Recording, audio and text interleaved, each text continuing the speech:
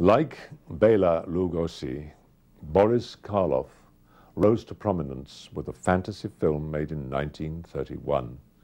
But he was never typecast the way Lugosi was with Dracula. Boris remained thankful to his friend, the monster, all his life.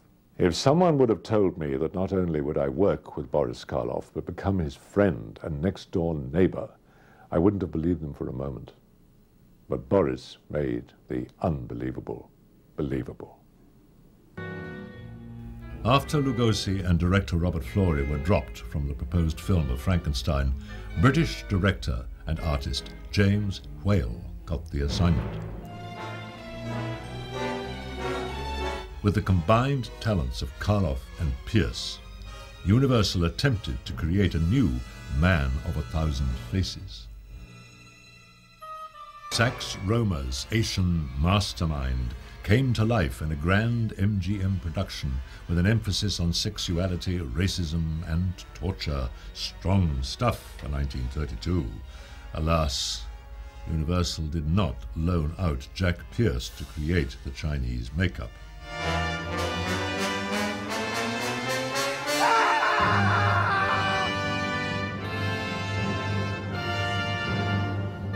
Throughout the 1930s and 40s, the single name Karloff signified mystery and terror the same way Garbo represented allure. Boris adapted to the fast-paced medium of television easily. Perhaps it was his training in traveling repertory with a new play every week. Returning to Universal Studios in the 1960s, Boris hosted 2 seasons of Thriller, an atmospheric anthology. Karloff became a bankable star again, though exclusively in fantasy and horror films. Around this time, Karloff signed to co-star in a handful of horror films for low-budget entrepreneur Roger Corman. He appeared with fellow bogeymen Vincent Price and Peter Lorre in The Raven in 1963. Corman followed up The Raven with another horror-themed joke fest. Alexander the Great embalmed in honey, so they say.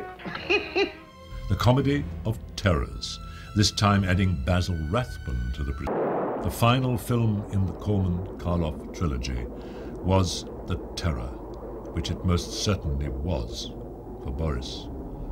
This one was shot in a matter of days, and he called upon every bit of stamina Boris could muster. Karloff donned horror makeup for the last time in 1965 in a version of the H.P. Lovecraft story The Color Out of Space. Updated, one hesitates to say improved, by blaming everything on atomic radiation.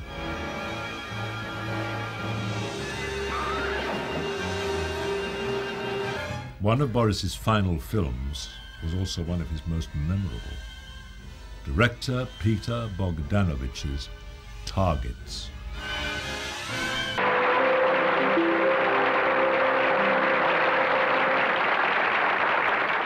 It was a delight to watch Boris on film, and my privilege to act with him. One of the great joys of my life to consider him my friend. The man who began his stage career at 9 years of age in a pantomime playing the Demon King never lost his childlike love of acting. He was truly the gentlest monster of all.